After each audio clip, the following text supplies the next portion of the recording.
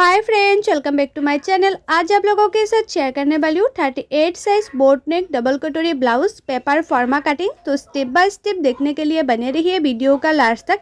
और ये है फुल मेजरमेंट, स्क्रीन पे है, आप लोग देख सकती हो। तो मैं पहले कटिंग करूँगी बैक पार्ट। और ये जो हमारा ब्लाउज होगा उसका रेडी लेंथ है 14.5 इंच। तो मैंने 1 इंच एक्स्ट्रा लिया सिलाई मार्जिन के लिए। तो टोटल लेंथ लिया है 15.5 इंच। आप लोगों का लेंथ जितना है इतना लेना और 1 इंच एक्स्ट्रा लेना सिलाई मार्जिन के लिए। और ये बोट नेक पे है इसलिए मैंने शोल्डर लिया है 7 इंच और आर्म होल भी मैंने 7 इंच ही लिया है।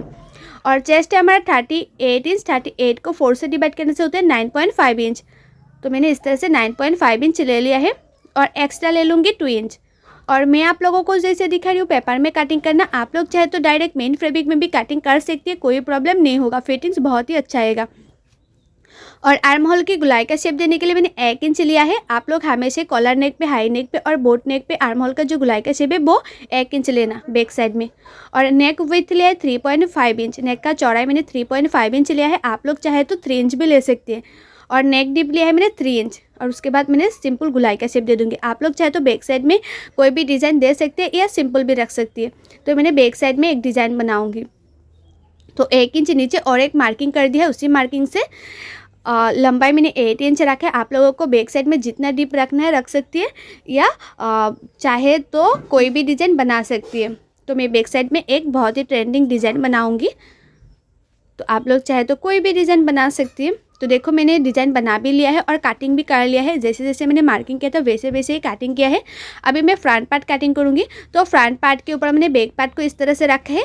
और फ्रंट पार्ट को ना नीचे की साइड से 1 इंच एक्स्ट्रा लेना चाहिए, क्योंकि फ्रंट पार्ट में जो बेल्ट होता है बेल्ट को फोल्ड करने के लिए 1 इंच हमें एक्स्ट्रा चाहिए। तो मैंने पहले एक्स्ट्रा 1 इंच ले लेती हूँ। आप लोग नहीं लेंगे 1 इंच एक्स्ट्रा तो फ्रंट साइड में जब सिलाई करेंगे तो एक्स्ट्रा फैब्रिक लगाना पड़ेगा। तो मैं पहले ले लेती हूँ, इसलिए एक्स्ट्रा फैब्रिक लगाना नहीं पड़ेगा। तो देखो जैसे जैसे हमारा बैक पार्ट है ना वैसे उसके चारों ओर मैंने इस तरह से मार्किंग करी हूँ। और जहाँ मैंने आर्म होल का गुलाई का शेप दिया था वहाँ भी एक मार्किंग कर दिया है। और फिटिंग्स के लिए जहाँ एक मार्किंग किया था वहाँ भी एक छोटा सा मार्क कर दिया है। और फ्रंट साइड में आर्म होल का जो गुलाई का शेप है वो 1/2 इंच अंदर रखते और एक शेप दे देना है। आप लोग हमेशा फ्रंट साइड में आर्म होल का जो गुलाई का शेप है 1/2 इंच अंदर रखते और एक शेप दे देना है बैक पार्ट से। और फ्रंट साइड का जो नेक डीप है वो मैंने रखा है 6.5 इंच। आप लोग चाहे तो 6 इंच भी रख सकती है या 6.5 इंच भी रख सकती है। तो 1 इंच छोड़ते हुए नीचे की साइड से मैंने 3 इंच पर एक मार्किंग कर रही हूँ। और नीचे का जो पार्ट है वो होगा बेल्ट का पार्ट। तो बेल्ट का पार्ट का शेप देने के लिए मैंने 3 इंच लिया है, नीचे से 1 इंच छोड़ते हुए, क्योंकि 1 इंच तो फोल्ड करने में जाएगा इसलिए। अभी मैं कटोरी ले लूँगी 6.5 इंच। कटोरी के लिए मैंने 6.5 इंच लिया है। और जहाँ मैंने आर्म होल का गुलाई का शेप दिया था वहाँ साइड से मैंने 2.5 इंच लिया है।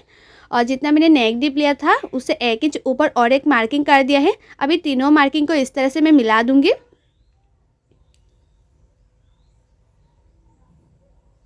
इसी तरह से मैंने मिला दिया है। और कटोरी मैंने जितना लिया था कटोरी के मैं अभी हाफ़ करूँगी, क्योंकि ये डबल कटोरी होगा इसलिए कटोरी को मिडिल में काट करना पड़ेगा।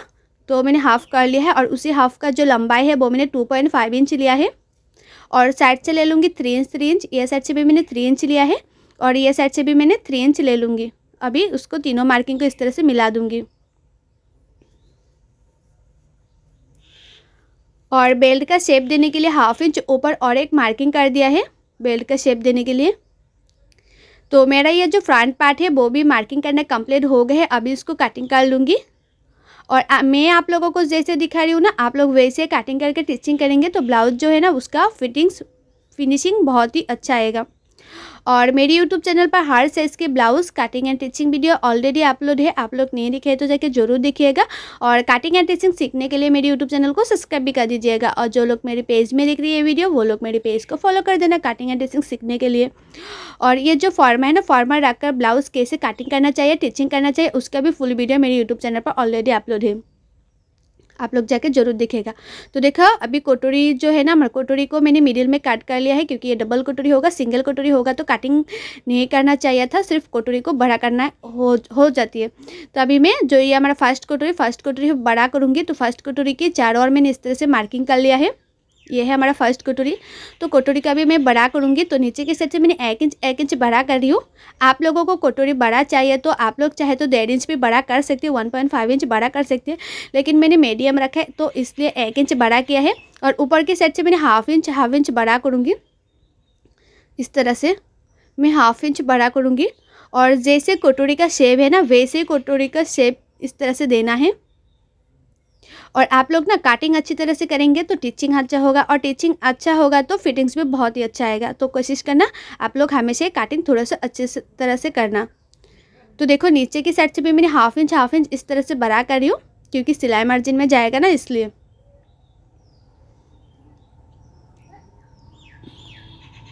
अभी उसको अच्छी तरह से इस तरह से मैंने शेप दे रही हूँ।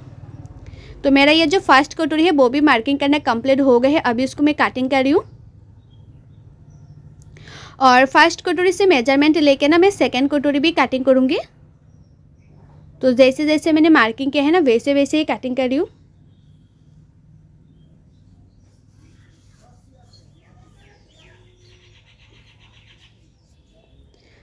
तो देखो हमारा ये जो फर्स्ट कटोरी है वो कटिंग करना कंप्लीट हो गया है। अभी मैं सेकंड कटोरी कटिंग करूँगी। तो फर्स्ट कटोरी से मैं मेजरमेंट ले लूँगी। तो इस तरह से मेजरमेंट लेना है। तो आया है 8.5 इंच। तो 8.5 इंच चौड़ाई में लिया है और लंबाई में लिया है 4 इंच। यह साइड से भी मैंने 4 इंच लिया है और यह साइड से भी मैंने 4 इंच ले लूँगी। और जितना मैंने लंबाई लूँगी उससे ना 1 इंच नीचे और एक मार्किंग कर दूँगी। पहले बॉक्स की तरह बना लेना है, उसके बाद 1 इंच नीचे और एक मार्किंग कर देना है।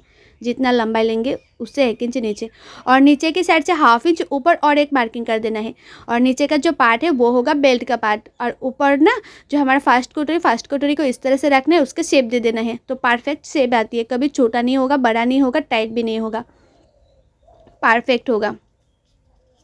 बहुत लोगों को ना कटिंग करने में दिक्कत आती है शायद, तो इसलिए कटोरी अच्छी नहीं बनती है। आप लोग कटिंग अच्छी तरह से करेंगे ना तो कटोरी परफेक्ट आएगा। तो उसके बाद ना इस तरह से आप लोग चेक भी कर सकते हो कि उसका जो शेप है वो अच्छी तरह से आया कि नहीं। तो देखो परफेक्ट आया है। अभी मैं स्लीप कटिंग करूँगी। तो हमारा ये जो बैक पार्ट है, बैक पार्ट से मैं मेजरमेंट ले लूँगी स्लीप के लिए।